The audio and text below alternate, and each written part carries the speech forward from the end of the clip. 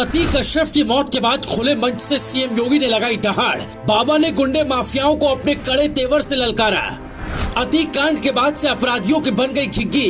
कभी चलाते थे अपराध का साम्राज्य, आज बन गए भीगी बिल्ली। योगी आदित्यनाथ ने बातों ही बातों में बता दिया कि अब अगला नंबर किसका है। जेल में बैठे मुख्तार के माथे से टपकने लगा पसीना।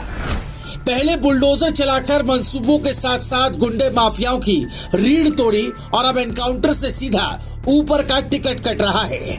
औरों का तो पता नहीं भाई साहब, यूपी में तो आजकल यही चल रहा है।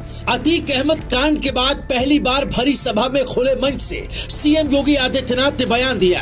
वो बयान आपको सुनाए उससे पहले ये जान लीजिए कि जिस अतीक अहमद के खौफ को, जिस माफिया डॉन के आतंक का खात्मा योगी सरकार ने किया, उसको पिछली सारी सरकारों ने ही पाल पोस कर बड़ा किया था। लेकिन महाराज जी ने उत्तर प्रदेश को भयमुक्त, अपराध मुक्त करने का जो संकल्प सत्ता में आने से पहले ही ले लिया था, उसे पूरा करने के लिए बुलडोजर प्लस एनकाउंटर की नीति पर चलना ही पड़ा। बहरहाल अतीक अहमद और अशरफ हत्याकांड के बाद पहली बार उत्तर प्रदेश के मुख्यमंत्री योगी आदित्यनाथ ने कानून व्यवस्था को लेकर बड़ा दावा किया है। योगी आदित्यनाथ ने कहा, यूपी बेहतरीन कानून व्यवस्था की गारंटी देता है। आज यूपी में दंगे नहीं होते और न ही कर्फ्यू लगाने की नौबत आती है। किसी भी उद्यमी को अब कोई भी माफिया फोन करके धमकी नहीं दे सकता। पहले जो माफिया उत्तर प्रदेश की पहचान के लिए संकट थे, अब उनके लिए स्वयं संकट बनता जा रहा है। अब कोई पेशेवर अपराधी और माफिया किसी उद्यमी को फोन से डरा धमका नहीं सकता है। कोई नहीं डरा धमक सकता है। उत्तर प्रदेश आज बेहतरीन कानून व्यवस्था की गारंटी आपको देता ही है। लेकिन जो दो अन्य कलंक यूपी में थे कि जहां से यूपी में घुसो, जहां से सड़कों में गड्ढे दिखाई दें, समझ लो उत्तर प्रदेश की सीमा आ गई है। लेकिन आज उत्तर प्रदेश की इंटर स्टेट कनेक्टिविटी को हम लोग 4 लेन के साथ जोड़ चुके हैं। आपको बता दें कि माफिया और पूर्व सांसद अतीक अहमद और उसके भाई अशरफ की प्रयागराज में मेडिकल के लिए ले जाते वक्त गोली मारकर हत्या कर दी गई थी। इसके बाद से विपक्षी दलों ने योगी सरकार की कानून व्यवस्था पर आक्रामकता के साथ सवाल उठाए थे। हालांकि मामले में तुरंत एक्शन लेते हुए योगी आदित्यनाथ ने हत्याकांड की जांच के लिए एक स्पेशल टीम बना दी है। दरअसल मंगलवार को लखनऊ में कार्यक्रम को संबोधित करते हुए सीएम योगी ने इस मामले का जिक्र किए बगैर अपना दावा दोहराया और यूपी में कानून व्यवस्था पहले से काफी बेहतर है ये कहा। सीएम योगी ने कहा, पहले उत्तर प्रदेश दंगों के रूप में कुख्यात था। बहुत सारे जनपद ऐसे थे जहां के नाम से लोग डरते थे। आज किसी को किसी जनपद के नाम से डरने की आवश्यकता नहीं है। जो पहले उत्तर प्रदेश की पहचान के लिए संकट थे, आज आप देख रहे होंगे कि उनके लिए स्वयं संकट बनता जा रहा है। पहले यूपी में हर दूसरे दिन दंगा होता था।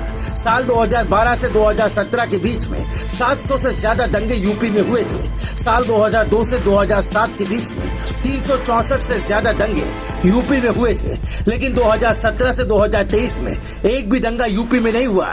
एक बार भी कर्फ्यू नहीं लगा, उसकी नौबत ही नहीं आ पाएगी।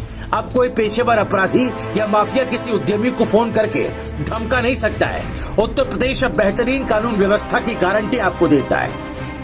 सीएम योगी की बातों से ये साफ झलक रहा है कि उनका इशारा अब दूसरे माफियाओं और गुंडों को रडार पर लेने का है और इसमें अब सबसे ऊपर नाम है मुख्तार अंसारी का। जरायम की दुनिया में अतीक के फैले साम्राज्य का माफिया मुख्तार अंसारी अहम हिस्सा रहा है। 15 अप्रैल को कृष्णानंद राय की हत्या और विश्व हिंदू परिषद के कोषाध्यक्ष नंदू रुंगटा का अपहरण कांड समेत कई मामलों में लगे गैंगस्टर एक्ट का फैसला आना था, जो जज की अनुपस्थिति के कारण टल गया। अब इसकी अगली डेट 29 अप्रैल तय की गई है। मुख्तार अंसारी पर शासन की भ्रुकुटी तो पहले से तनी हुई है। इसके धुर विरोधी और लंबे समय तक सेंट्रल जेल में बंद बाहुबली ब्रजेश सिंह इस समय जमानत मिलने के बाद खुली हवा में सांस ले रहा है। कांग्रेस, सपा और बसपा के शासन में कभी मुख्तार अंसारी और उसके भाई सांसद अफजाल अंसारी की तूती बोला करती थी। शासन का वरद हस्त होने के कारण ब्रजेश सिंह को 20 साल की फरारी काटनी पड़ी थी। जब सत्ता बदली तो जैसे को तैसी की स्थिति बन गई। पुरानी कहावत है कि जरायम की दुनिया में चलाई गई गोली एक दिन लौट कर आती जरूर है।